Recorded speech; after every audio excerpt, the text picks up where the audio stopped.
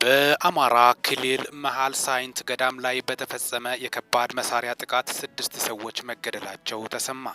በአማራ ክልል ደቡብ ወሎ ዞን በመሃል ሳይንት ወረዳ በሚገኝ ርዕሰ አድባራት ወታይካ ነገስት አትሮንስ ማርያም ገዳም ላይ በተፈጸመ ከባድ መሳሪያ ጥቃት 6 ሰዎች እንደተገደሉና ከ20 በላይ ሰዎች እንደተጎዱ የገዳሙ አስተዳዳሪና የዓይን እማኞች ለሚዲያ ገለጹ። ቅዳሜ የካቲት 28 ቀን 2018 ዓ.ም ከረፋዱ 3 ሰዓት ተኩል አካባቢ በሞርታር ጥቃት እንደተፈጸመ የርዕሰ አድባራት ወታይካ ነገስት አትሮንስ ማርያም አስተዳደር መክበብ አባ ገብረ እግዚአብሔር ኃይለ ማርያም ተናግረዋል።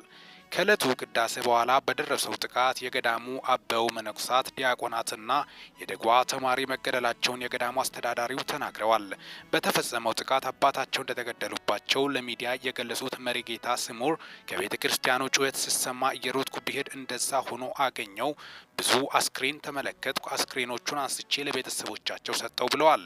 የገዳሙ አስተዳዳሪ በበኩላቸው የገዳሙ መሪጌታ የደጓ አዳራሽና በዕለቱ ለሞት ዓመት መታሰቢያ መባ ይዞ ወደ ገዳሙ የሄዱ አዛውንት ሴት እግራቸውና እጃቸው እንደተቆረጠ ተናገሩ ሲሆን የደብሩ ጥበቃ ደግሞ ዓይናቸውና እግራቸው እንዳጡ አስረድቷል።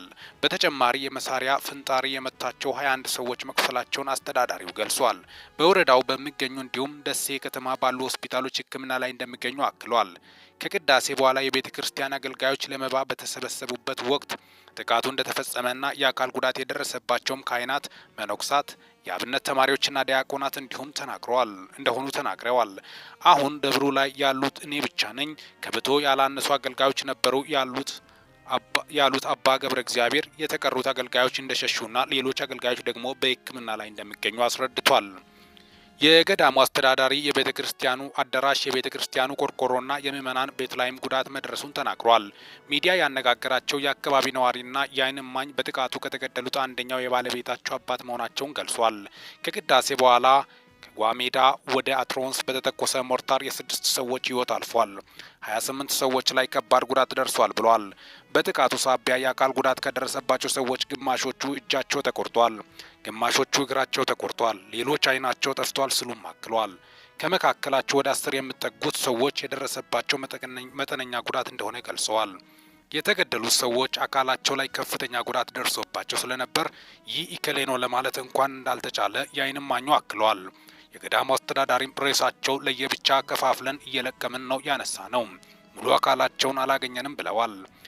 እዚህ አካባቢ ያሉ ታጣቂዎች እንደዚህ ያለ መሳሪያ የላቸውም፣ ሊኖራቸውም አይችልም ያሉት የዓይን እማኙ ጥቃቱ በአካባቢው በሚገኝ የጸጥታ ኃይል ሳይፈጸም እንዳልቀረ ተናግሯል። የፋኖ ታጣቂዎችና የመንግስት ኃይል በሚንቀሳቀሱበት በዚሁ አካባቢ ሚዲያ ጥቃቱ በማን እንደተፈጸመ በገለልተኛነት ለማረጋገጥ የሚችልበት እድል የለውም። ስለተፈጸመው ጥቃት ከክልሉ እንዲሁም ከፌዴራል መንግስት በኩል እስካሁን በይፋ የተባለ ነገር የለም።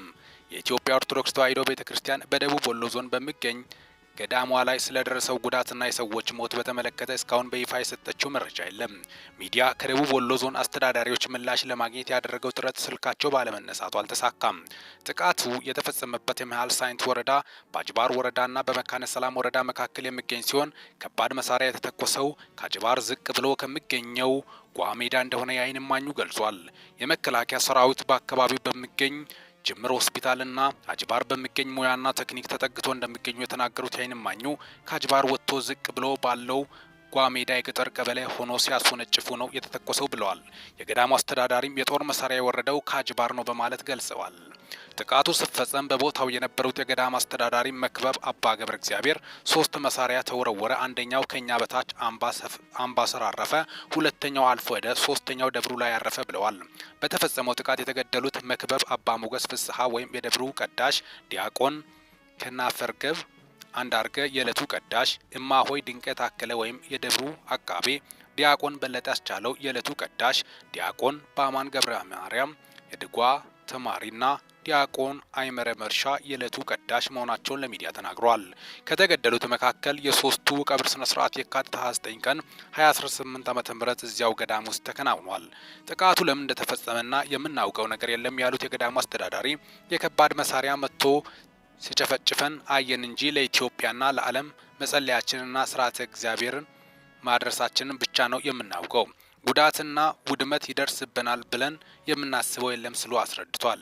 የዓይን እማኙ በበኩላቸው ገዳሙ በደን የተከበበ በመሆኑ ጫካ ውስጥ ታጣቂዎች ይኖራሉ በሚል ሆነ ተብሎ የተፈጸመ ነው ብዬ ነው የምሞግተው ብለዋል የምገምተው ብለዋል። ቅዳሜ የካቲት 28 ቀን 2018 ዓ.ም ጥቃቱ ከተፈጸመ አንስቶ በመሃል ሳይንት አካባቢ በተከታታይ ሲተኮስ ነበር ሲሉም አክሏል። ከዚህ ቀደም በደቡብ ወሎ ዞን መሃል ሳይንት ወረዳ ሂዳር 30 ቀን 2016 ዓ.ም በተፈጸመ ሁለት የድሮን ጥቃቶች በርካታ ሰዎች መገደላቸውን ነዋሪዎች ለሚዲያ መናገራቸው ይታወሳል።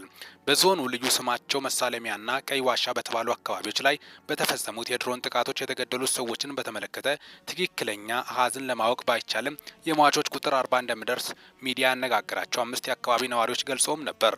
3 ዓመት ሊሞላው በተቃረበው በመንግስት ኃይሎችና በፋኖ ታጣቂዎች መካከል በአማራ ክልል ውስጥ እየተካሄደ ባለው ግጭት መካከል በሚፈጸሙ ጥቃቶች በሰላማዊ ሰዎችና በተቋማት ላይ ጉዳት መድረሱን የመብት ተቋማት ሪፖርት ሲያደርጉ መቆየታቸው ይታወሳል። በእምነት ቦታዎች ላይ እንዲሁ ያለው ጥቃት ሲፈጸም እምብዛም ተሰምቶ የማያውቅ ሲሆን በመሃል ሳይንት በሚገኝ ቤተ ክርስቲያን ላይ የተፈጸመው የከባድ መሳሪያ ጥቃት ያልተጠበቀና አሰቃቂ መሆኑን ሚዲያ ያናገራቸው 5 ዓይን እማኞች ገልጿል። በሰው ሕይወትና በአካል ላይ ጉዳት የደረሰበት ጥቃት የተፈጸመበት በደቡብ ወሎ ዞን በመሃል አማራ ሳይንት የምትገኘው ታይካ ንግስት አትሮንስ ማርያም ገዳም ጥንታዊ ታሪክ ያላት ገዳም መሆኗን የመሃል ሳይንት ወረዳ ኮሚኒኬሽን በገጹ ላይ ያወጣው መረጃ ያመለክታል።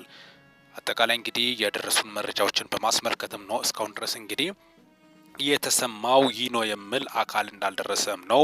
እንግዲህ ከአብዛኛው የፋኖ አባላት ከመንግስት ጋር ስምምነት ላይ ከዚህ በፊት መድረሳቸው ሚዲያ ላይ ደግሞ ዋና ዋና የተባሉት እንግዲህ መምጣታቸው ደግሞም ከፊሎቹ እስካሁን ድረስ እርቅ እንዳልፈጠሩና በትጥቅ ትግል ላይ እንዳሉ ጭምርም ነው ሁኔታዎቹ የሚያስረዱት። እንግዲህ እዚህ አካባቢ ላይ ማን እንደፈጸመ በይፋ የታወቀ ነገር የለም በማለትም ነው።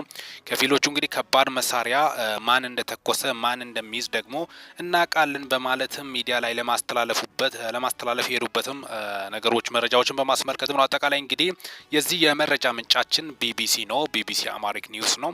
አጠቃላይ ቢቢሲ አማሪክ ኒውስ ያቀረበው ሪፖርትን በማስመልከት አሁን የደረሰን መረጃን በማስመልከትም ነው።